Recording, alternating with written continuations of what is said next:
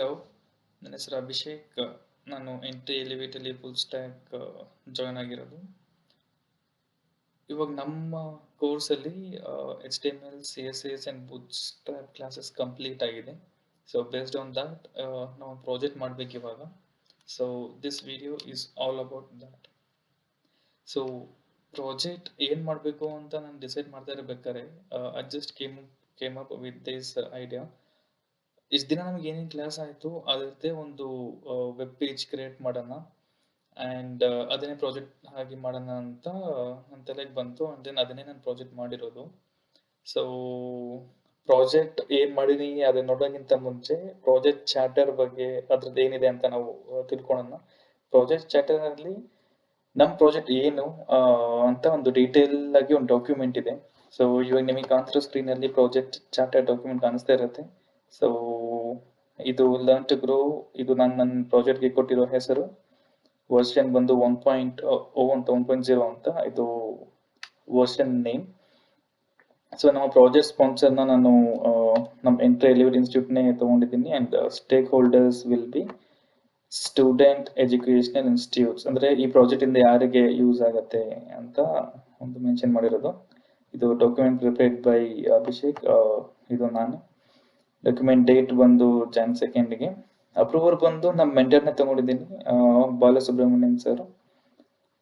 And ಇದು again revisions ಅಂದರೆ ಇದು ವರ್ಷನ್ಸ್. ಇವಾಗ ಇದಾಗಿದ್ಮೇಲೆ ನೆಕ್ಸ್ಟ್ ಪ್ರಾಜೆಕ್ಟಲ್ಲಿ ಬೇರೆ ಏನಾದರೂ ಮಾಡಬೇಕು, ಬೇರೆ ಏನಾದರೂ ಆ್ಯಡೆಡ್ ಎಕ್ಸ್ಟ್ರಾ ಏನಾದರೂ ಆ್ಯಡ್ ಮಾಡಿದ್ರೆ ಅದನ್ನು ನೆಕ್ಸ್ಟ್ ವರ್ಷನ್ ಆಗಿ 1.1 ಅಂತ ತೊಗೊತೀವಿ. ಮೈನರ್ ಅಪ್ಡೇಟ್ ಇದ್ರೆ 1.1 ತೊಗೊತೀವಿ, ಇಲ್ಲ ಮೇಜರ್ ಅಪ್ಡೇಟ್ ಇದ್ರೆ 2.2 ಆ ಥರ ತೊಗೊತೀವಿ. And coming to the purpose of the project charter, ಅಂದರೆ ಈ ನನ್ನ ಪ್ರಾಜೆಕ್ಟಿಂದ ಅದ್ರದ್ದು ಏನು ಮೇನ್ ಪರ್ಪಸ್ ಅಂತ ಕೇಳಿದಾಗ, to create a web page which contains the details of all the classes held in the held till date. Sorry, ಇದು ಸ್ವಲ್ಪ mistake ಆಗಿದೆ. To create a web page which contains the details of all the classes held till date. So ಇಲ್ಲಿ ತನಕ ಏನೇನು classes ಆಗಿದೆ ಅದರದ್ದು ಒಂದು web page create ಮಾಡಬೇಕು ಅಂತ. ಓಕೆ, ಇವಾಗ ಇದನ್ನೇ ಕ್ರಿಯೇಟ್ ಮಾಡಬೇಕಂದ್ರೆ ನಮಗೆ ಏನು ಮಾಡಬೇಕು, ಅದಕ್ಕೆ ಅದರದ್ದು ಡೀಟೇಲ್ಸ್ ಇಲ್ಲಿ ಬರೆದಿರೋದು.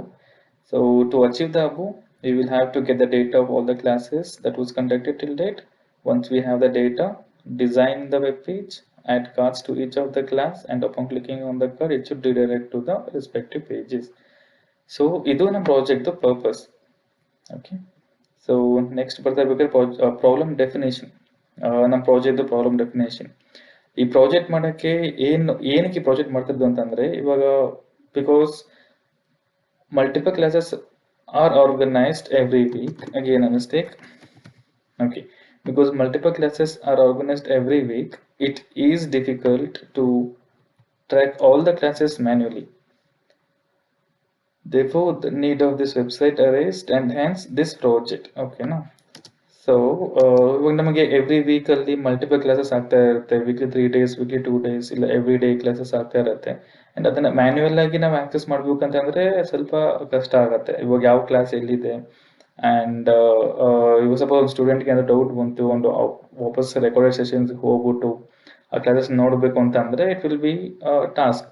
ಸೊ ಅದನ್ನು ಸಿಂಪ್ಲಿಫೈ ಮಾಡೋಕ್ಕೆ ಈ ಪ್ರಾಜೆಕ್ಟ್ ನಾನು ತೊಗೊಂಡಿರೋದು. ಸೊ ಇನಿಷಿಯಲ್ ಅಪ್ರೋಚ್ ಏನಿದೆ, the initial approach here will be to collect all the data till date, design the website choosing the related images. So initial approach ಬಂದು ಫಸ್ಟ್ ಡೇಟಾ ಕಲೆಕ್ಟ್ ಮಾಡೋದು. ಇಲ್ಲಿ ತನಕ ಎಷ್ಟು classes ಆಗಿದೆ ಎಲ್ಲ ಕ್ಲಾಸದ್ದು ರೆಕಾರ್ಡಿಂಗ್ಸದು data ತೊಗೊಳೋದು. ಆಮೇಲೆ ನಮಗೆ ವೆಬ್ ಪೇಜ್ ಯಾವ ಥರ ಇರಬೇಕು ಅಂತ ಅದರದ್ದೊಂದು ಡಿಸೈನ್ ಮಾಡೋದು. ಆಮೇಲೆ ಆ ವೆಬ್ ಪೇಜ್ಗೆ ವೆಬ್ಸೈಟಿಗೆ ರಿಲೇಟೆಡ್ ಇಮೇಜಸ್ ಆಗಬೇಕು ಅಂತ, ಇದು ನಮ್ಮ initial approach. So assumptions and ಕನ್ಸ್ಟ್ರೆಂಟ್ಸ್ಗೆ ಬಂದರೆ, ಸೊ ನಾನು ಫಸ್ಟ್ ಅಸ್ಯೂಮ್ ಮಾಡ್ತಿರೋದು ಬಂದು from the user perspective is that ಅವರಿಗೆ ಸಿಸ್ಟಮ್ದು ಮತ್ತು ಇಂಟರ್ನೆಟ್ದು ಸ್ವಲ್ಪ ಬೇಸಿಕ್ ನಾಲೆಜ್ ಇರುತ್ತೆ ಅಂತ, ಅದನ್ನೇ ಇಲ್ಲಿ ಬರೆದಿರೋದು. ಆಮೇಲೆ ಡೆವಲಪ್ಮೆಂಟ್ ಸೈಡ್ ಅಸಂಪ್ಷನ್ಸ್ ಮಾಡ್ಕೊಂಡ್ರೆ developer has a some knowledge on the technologies. ಆಮೇಲೆ ಕನ್ಸ್ಟ್ರೆಂಟ್ಸ್ ಬಂದು ಈ ಪ್ರಾಜೆಕ್ಟ್ನ ನಾವು 2 weeksಲ್ಲಿ ಕಂಪ್ಲೀಟ್ ಮಾಡಬೇಕು ಅಂತ ನಾನು ಕನ್ಸ್ಟ್ರೆಂಟ್ಸ್ ತೊಗೊಂಡಿದ್ದೀನಿ. ಓಕೆನಾ. ಸೊ ನೆಕ್ಸ್ಟ್ ಬಂದು ಪ್ರಾಜೆಕ್ಟ್ ಫ್ಲೆಕ್ಸಿಬಿಲಿಟಿ, ಅಂದರೆ ಇದರದ್ದು ಫ್ಯೂಚರ್ ಡೆವಲಪ್ಮೆಂಟ್ಸ್ ಹೆಂಗಿರ್ಬೋದು, ಅಂದರೆ ಏನೇನು ಡೆವಲಪ್ ಮಾಡ್ಬೋದು, ಏನೇನು ಎಕ್ಸ್ಟ್ರಾ ಆ್ಯಡ್ ಮಾಡ್ಬೋದು ಅಂತ. So based on that the flexibility of this project will be updating the class details to all the registered students once the class is completed and updating the attendance simultaneously. So ಇದರ ಅರ್ಥ ಏನು ಅಂತಂದ್ರೆ, ಇವಾಗ class complete ಆಗತ್ತಲ್ಲ, class complete ಆಗಿದ ತಕ್ಷಣ ಆ ಕ್ಲಾಸ್ದು ರೆಕಾರ್ಡಿಂಗ್ ಸೆಷನ್ದು ಲಿಂಕ್ ಆಟೋಮೆಟಿಕ್ ಆಗಿ ಜನರೇಟ್ ಆಗಿ ಆ ಲಿಂಕು ಯಾವ ಸ್ಟೂಡೆಂಟ್ಸ್ ರಿಜಿಸ್ಟರ್ ಆಗಿದಾರಲ್ಲ ಅವ್ರದ್ದು ಇಮೇಲ್ಗೆ ಸೆಂಡ್ ಮಾಡ್ತಾರ. And at the same time students ಅಟೆಂಡೆನ್ಸ್ನ ಕೂಡ ರಿಜಿಸ್ಟರ್ ಮಾಡೋ ಥರ ಒಂದು ಇದ್ರದ್ದು ಇದು ಫ್ಯೂಚರ್ ಈ ಪ್ರಾಜೆಕ್ಟ್ ನೆಕ್ಸ್ಟ್ ಏನು ಮಾಡ್ಬೋದು, ನೆಕ್ಸ್ಟ್ ಸ್ಟೆಪ್ ಏನು ಮಾಡ್ಬೋದು ಅಂತ. ಓಕೆ, ಚಾರ್ಟರ್ ಸ್ಟೇಟ್ಮೆಂಟ್ ಅಂತಂದ್ರೆ ದಿಸ್ ವಿಲ್ ಎನೇಬಲ್, ಇದರಿಂದ ಏನು ಯೂಸ್ ಆಗುತ್ತೆ ಅಂತ. So this will enable stakeholders to learn the course with ease as all the data will be in one place and user will have access to each data in just few clicks. So starting ಅಲ್ಲಿ problem statement ಏನು ಕೊಟ್ಟಿದ್ವಿ ಅದನ್ನ ನಾವು ಇಲ್ಲಿ solve ಆಗುತ್ತೆ ಅನ್ನೋದನ್ನ ನಾವು ಇಲ್ಲಿ ಮೆನ್ಷನ್ ಮಾಡಿರೋದು. So next coming to this, ಇದೆಲ್ಲ ಕೀ ಕಾಂಟೆಕ್ಸ್ಟ್. ಇದು ಗೀತಾ ಮ್ಯಾಮ್ ಅಂತ, project sponsor entry elevate organisation, and ಇದು ಅಭಿಷೇಕ್ ಅಂತ. ಇದು ಬೇಸಿಕ್ಲಿ ಕೀ ಕಾಂಟೆಕ್ಸ್ಟ್. ಸೊ ಇದು ನಮಗೆ ಏನಕ್ಕೆ ಪ್ರಾಜೆಕ್ಟ್ ಚಾರ್ಟರ್ ಮೇನ್ ಇಂಪಾರ್ಟೆಂಟ್ ಅಂತ ಅಂದ್ರೆ, ನಾವು ಪ್ರಾಜೆಕ್ಟ್ ಸ್ಟಾರ್ಟ್ ಮಾಡೋಕ್ಕಿಂತ ಮುಂಚೆ ನಮಗೊಂದು ಕ್ಲಾರಿಟಿ ಇರುತ್ತೆ, and at the same time ಸ್ಟೇಕ್ ಹೋಲ್ಡರ್ಸ್ಗೂ ಕ್ಲಾರಿಟಿ ಇರುತ್ತೆ ಈ ಪ್ರಾಜೆಕ್ಟ್ ಇಂದ ವಾಟ್ ದೇ ಕ್ಯಾನ್ ಎಕ್ಸ್ಪೆಕ್ಟ್ ಅಂತೂ ಅವ್ರಿಗೊಂದು ಕ್ಲಾರಿಟಿ ಇರುತ್ತೆ. ಏನಾದ್ರು ಕನ್ಫ್ಯೂಷನ್ಸ್ ಅಥವಾ ಏನಾದ್ರು ಎಕ್ಸ್ಟ್ರಾ ಆ್ಯಡ್ ಮಾಡಬೇಕು, ಇಲ್ಲ ಏನಾದ್ರು ಇವಾಗ ಇರೋ ಮೆನ್ಷನ್ ಮಾಡೋದ್ರಲ್ಲಿ ಇದು ನಮಗೆ ಬೇಡ, ಇದನ್ನ ತೆಗಿಬೇಕು ಅಂತ ಅಂದಾಗ ಇಲ್ಲಿ ಈ ಡಾಕ್ಯುಮೆಂಟ್ ಅವಾಗ ಯೂಸ್ಫುಲ್ ಆಗುತ್ತೆ. ಪ್ರಾಜೆಕ್ಟ್ ಎಲ್ಲ ಮಾಡಿದ ಮೇಲೆ ಸ್ಟೇಕ್ ಹೋಲ್ಡರ್ಸ್ ಹತ್ರ ಹೋಗ್ಬಿಟ್ಟು ಚೇಂಜಸ್ ಮಾಡೋದಕ್ಕಿಂತ ಸ್ಟಾರ್ಟಿಂಗ್ ಅಲ್ಲೇ ಕ್ಲಿಯರ್ ಆಗ್ಬಿಡೋದು ಬೆಟರ್ ಅಲ್ವಾ. ಸೊ ಹಾಗಾಗಿ ಪ್ರಾಜೆಕ್ಟ್ ಚಾರ್ಟರ್ನ ನಾವು ಕ್ರಿಯೇಟ್ ಮಾಡ್ತೀವಿ, and this is most important document before beginning a project. So ಇದಿಷ್ಟು ಪ್ರಾಜೆಕ್ಟ್ ಚಾರ್ಟರ್ ಬಗ್ಗೆ ಆಯಿತು. ಸೊ ನೆಕ್ಸ್ಟ್ ಇವಾಗ ಪ್ರಾಜೆಕ್ಟ್ ಹೋಗೋಣ, ನಾನು ಏನು ಪ್ರಾಜೆಕ್ಟ್ ಮಾಡಿದ್ದೀನಿ ಅಂತ. So yes, this is the web page that I have created. So ನಾನು ವೆಬ್ ಪೇಜು ಇದು ಮಾಡ್ಬೇಕಾದ್ರೆ ನನಗೆ ತಲೆಯಲ್ಲಿ ಇದ್ದಿದ್ದು, ನನಗೆ ಒಂದೇ ಏನಿದ್ದು ಅಂದರೆ ವೆಬ್ ಪೇಜ್ ನನಗೆ ಹಿಂಗೆ ಇರ್ಬೇಕಂದ್ರೆ ನನ್ನ ತಲೆಯಲ್ಲಿ ಒಂದು ಕಾನ್ಸೆಪ್ಟ್, ಒಂದು ಐಡಿಯಾ ಇತ್ತು. ಸೊ ಹೆಂಗಂತಂದರೆ ಲೋಗೋ ಇರಬೇಕು, ಆಮೇಲೆ ನ್ಯಾವಿಗೇಷನ್ ಬಾರ್ ರೈಟಲ್ಲಿ ಇರಬೇಕು ಈ ಥರ. ಆ್ಯಂಡ್ ಇದೆಲ್ಲ ಕ್ಲಿಕ್ ಮಾಡ್ತಾ ಇದ್ದಾಗ ಅದು ರೆಸ್ಪೆಕ್ಟಿವ್ ಅದ್ರದ್ದು ಏನು ಡೀಟೇಲ್ಸ್ ತೋರಿಸಿರ್ಬೇಕು. ಒಂದು ಟೆಕ್ಸ್ಟ್ ಇರಬೇಕು, H1 ಟ್ಯಾಗಲ್ಲಿ, ಅಂದರೆ ಒಂದು ಇಂಪಾರ್ಟೆಂಟ್ ಟೆಕ್ಸ್ಟ್ ಥರ ಒಂದು ಇರಬೇಕು, ಅದನ್ನು ನಾನು ಇಲ್ಲಿ ಮೆನ್ಷನ್ ಮಾಡಿದ್ದೀನಿ. ಆಮೇಲೆ ಒಂದು ಇಮೇಜ್, ಇದು ನಾನು ಇಲ್ಲಿ ಇಮೇಜ್ ಮಾಡಿದ್ದೀನಿ. ಇದನ್ನು ನಾನು 2 ಕಾಲಮಾಗಿ ಡಿವೈಡ್ ಮಾಡಿಬಿಟ್ಟು ಲೆಫ್ಟಲ್ಲಿ ಟೆಕ್ಸ್ಟ್ ಹಾಕಿದ್ದೀನಿ, ರೈಟಲ್ಲಿ ಇಮೇಜ್ನ ಅಪ್ಡೇಟ್ ಮಾಡಿದ್ದೀನಿ. ಆ್ಯಂಡ್ ಇಲ್ಲಿ ಕ್ಲಿಕ್ ಟು ರಿಜಿಸ್ಟರ್. ಸೊ ಇವಾಗ ಇದಕ್ಕೆ ಸ್ಟೂಡೆಂಟ್ಸ್ ರಿಜಿಸ್ಟರ್ ಮಾಡ್ಕೊಬೇಕು ಅಂತಂದರೆ ಇಲ್ಲಿ ಇದಕ್ಕೆ ಆ ರೀಸನ್ಗೆ ಒಂದು ಬಟನ್ ಅಪ್ಡೇಟ್ ಮಾಡಿದ್ದೀನಿ. ಸೊ ಯಾರು ಸ್ಟೂಡೆಂಟ್ಸ್ ಇಂಟ್ರೆಸ್ಟೆಡ್ ಆಗಿದ್ರೆ ಇಲ್ಲಿ ಈ ಬಟನ್ನ ಕ್ಲಿಕ್ ಮಾಡಿಬಿಟ್ಟು ರಿಜಿಸ್ಟರ್ ಆಗ್ಬೋದು ಅಂತ. ಸೊ ಆಮೇಲೆ ನೆಕ್ಸ್ಟ್ ಬಂದು ಇಲ್ಲಿ ತನಕ ಏನೇನು ಕ್ಲಾಸಸ್ ಆಗಿದೆ, ಅಂದರೆ ಕ್ಲಾಸಸ್ ತುಂಬ ಆಗಿದೆ, but I only added like 6 cards over here. So class 1ಅಲ್ಲಿ ನಮಗೇನಾಯಿತು, ಇಂಡಕ್ಷನ್ ಕ್ಲಾಸ್ ಇತ್ತು, ವಿಚ್ ಇಸ್ ಎಲ್ಲ ಕೋರ್ಸ್ ಸ್ಟಾರ್ಟ್ ಆಗಿಂತ ಮುಂಚೆ ಇಂಡಕ್ಷನ್ ಕ್ಲಾಸ್ ಮಾಡ್ತಾರೆ.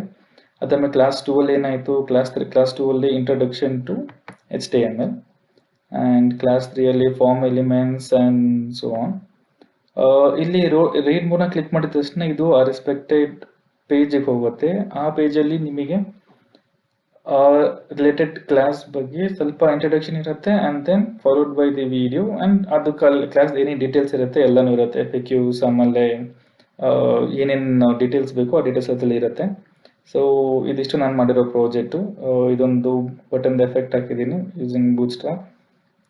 ಆಮೇಲೆ ಇದೊಂದು ಟ್ರಾನ್ಸಿಷನ್ ಆ್ಯಡ್ ಮಾಡಿದ್ದೀನಿ ಆನ್ ಈಚ್ ಕಾರ್ಡ್, ಸ್ವಲ್ಪ ಇದಾಗಿ ಅಪೀಲಿಂಗ್ ಆಗಿರಲಿ ಅಂತ. ಸೊ ಆಮೇಲೆ ಇಲ್ಲಿ ಫುಟರಲ್ಲಿ ಸೋಷಿಯಲ್ ಮೀಡಿಯಾ ಲಿಂಕ್ಸ್ ಇದೆಲ್ಲ ಕ್ಲಿಕ್ ಮಾಡಿದ್ರೆ ಎಲ್ಲ ನೆಕ್ಸ್ಟ್ ಪೇಜಲ್ಲಿ ಓಪನ್ ಆಗುತ್ತೆ, ಆ್ಯಂಡ್ ರೆಸ್ಪೆಕ್ಟಿವ್ ಅಕೌಂಟ್ಗೆ ಹೋಗುತ್ತೆ. ಟ್ವಿಟರ್, ಫೇಸ್ಬುಕ್, ಇನ್ಸ್ಟಾ ಮತ್ತು ಯೂಟ್ಯೂಬ್. ಸೊ ಇದಿಷ್ಟು ನಮ್ಮ ಪ್ರಾಜೆಕ್ಟು. ಆ್ಯಂಡ್ ಇನ್ ಫ್ಯೂಚರ್ ಹೋಗ್ತಾ ಹೋಗ್ತಾ ಇನ್ನೊಂದು ಸ್ವಲ್ಪ ಕಾರ್ಡ್ಸ್ನ ಆ್ಯಡ್ ಮಾಡಿಬಿಟ್ಟು ರೆಸ್ಪೆಕ್ಟಿವ್ ಡೀಟೇಲ್ಸ್ನ ನಾನು ಅಪ್ಡೇಟ್ ಮಾಡ್ತೀನಿ. ಸೊ ಇದನ್ನ ನಾವು ಇವಾಗ ಕೋಡಲ್ಲಿ ನೋಡಬೇಕು ಅಂತಂದರೆ, ಸೊ ಇದು ನಾನು ಬರೆದಿರೋ ಕೋಡು. ಸೊ ಎಲ್ಲ ಬೂಟ್ ಸ್ಟ್ರಾಪು CSS HTML ಯೂಸ್ ಮಾಡಿಕೊಂಡು ಮಾಡಿರೋದು. ಇದು ನ್ಯಾವಿಗೇಷನ್ ಬಾರ್ ಏನು ಕಾಣ್ತಿದೆ ಅದನ್ನ ನಾನು ಹೆಡರ್ ನಾವು ಒಂದು ಟ್ಯಾಗಲ್ಲಿ ಎಲ್ಲ ಡೀಟೇಲ್ಸ್ ಬರ್ತಿದ್ದೀನಿ. ಹೆಡರ್ನ ಟ್ಯಾಗಲ್ಲಿ nav ಬಾರ್ ಅಂತ ಬೂಸ್ಟಪ್ ಕ್ಲಾಸ್ ಹಾಕಿ have updated all the details. Header tag ಆಗಿದ್ಮೇಲೆ ನೆಕ್ಸ್ಟ್ ಬರೋದು ನಮಗೆ ಈ details. Welcome to Entri elevate ಇಂದ ನಮಗೆ ಈ ಕಾರ್ಡ್ ತನಕನೂ ಆಫ್ಟರ್ ಹೆಡರ್ ಬರಬೇಕು. ಸೊ ಆ ಡೀಟೇಲ್ಸ್ ಇಲ್ಲಿದೆ ನಮಗೆ ಈ div ಇದರಲ್ಲಿ ಕೆಳಗಡೆ. So each card is updated here, the image is updated here and the button is also updated here. So ಇದಿಷ್ಟು ಆಗಿದ್ಮೇಲೆ ನಮಗೆ ಬರುತ್ತೆ ಲಾಸ್ಟ್ ಅಲ್ಲಿ ಫುಟರ್. ಫುಟರ್ನ ನಾನು ಫೋಟೋ ಟ್ಯಾಗ್ ಅಲ್ಲಿ ತಗೊಂಡಿದ್ದೀನಿ and I updated all the details. ಅದರದ್ದು ಫೇಸ್ಬುಕ್ ಲಿಂಕು ಎಲ್ಲ update ಮಾಡಿದ್ದೀನಿ. ಬಿಕಾಸ್ ಫೇಸ್ಬುಕ್ ಎಲ್ಲ ಔಟ್ಸೈಡ್ ದಿ ಆರ್ಗನೈಸೇಷನ್ ಹೋಗುತ್ತಲ್ಲ, ಸೊ ಹಾಗಾಗಿ ಅದನ್ನು ಟಾರ್ಗೆಟ್ ಬ್ಲ್ಯಾಕ್ ಅಂತ ಕೊಟ್ಟಿದ್ದೀನಿ, ಅಂದರೆ ನೆಕ್ಸ್ಟ್ ಟ್ಯಾಬಲ್ಲಿ ಓಪನ್ ಆಗಲಿ ಅಂತ. ಆ್ಯಂಡ್ ಇದ್ರದ್ದು ರೆಸ್ಪಾನ್ಸಿವ್ ನಾವು ನೋಡೋದಾದರೆ